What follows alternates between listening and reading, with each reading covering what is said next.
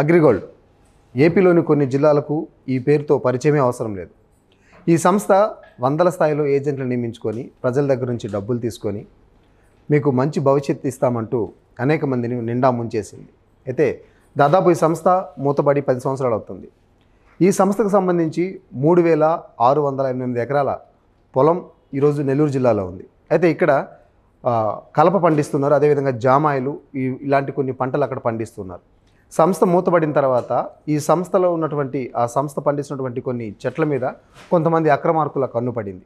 ఎలాగైనా సరే ఆ కలపను సొమ్ము చేసుకోవాలనే ఉద్దేశంతో అక్రమార్కు అడుగులు ముందుకు వేస్తున్నారు.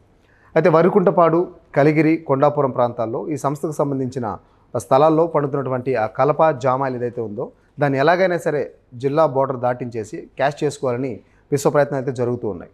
సో ఈ నేపథ్యంలో వరికుంటపాడు మండలానికి సంబంధించి అక్కడ స్థానిక ఎమ్మెల్యే కాకర్ల సురేష్ ఈ విషయంలో ఇన్వాల్వ్ కావడంతో అక్కడ నుంచి అక్రమదారులందరూ కూడా తమ ప్లాన్ మార్చుకున్నారు. ఎక్కడైతే కలిగిరి, కొండాపురం మండలాలు ఏదైతే ఈ కలప దొరుకుతుందో ఆ కలపను అంతా కూడా నరికేసి అక్కడ నుంచి ట్రాక్టర్ల ద్వారా జిల్లా బోర్డర్ వరకు దాటించి అక్కడ నుంచి భారీ పెద్ద లారీల్లో కడపలోని ఒక ప్లైవుడ్ సెంటర్కి తరలిస్తున్నారు. ఈ విధంగా క్యాష్ చేసుకుంటున్న వార్తలు అయితే వస్తున్నాయి. అయితే అధికారులకు తెలియకుండానే జరుగుతుందా, తెలిసే జరుగుతుందనేది మాత్రం దానికి మన దగ్గర సమాధానం లేదు. మరి ఇంత జరుగుతున్న జిల్లా చెక్ పోస్టులు కావచ్చు, బార్డర్ చెక్ పోస్టులు కావచ్చు, అక్కడ ఉన్నటువంటి అధికారులు ఏం చేస్తున్నారనే విమర్శలు కూడా వీళ్ళ మీద వస్తున్నాయి. గతం నుంచి కూడా ఇదే తంతు జరుగుతున్నప్పటికీ ఎవరు కూడా ముందుకు రావట్లేదు, ఎవరు చొరవ తీసుకోవట్లేదు. ఇంత అక్రమం పక్కన జరుగుతున్నా కూడా ఎవరు పట్టించుకోవట్లేదు అనే విమర్శ అయితే మనకు పెద్ద స్థాయిలో వినిపిస్తుంది.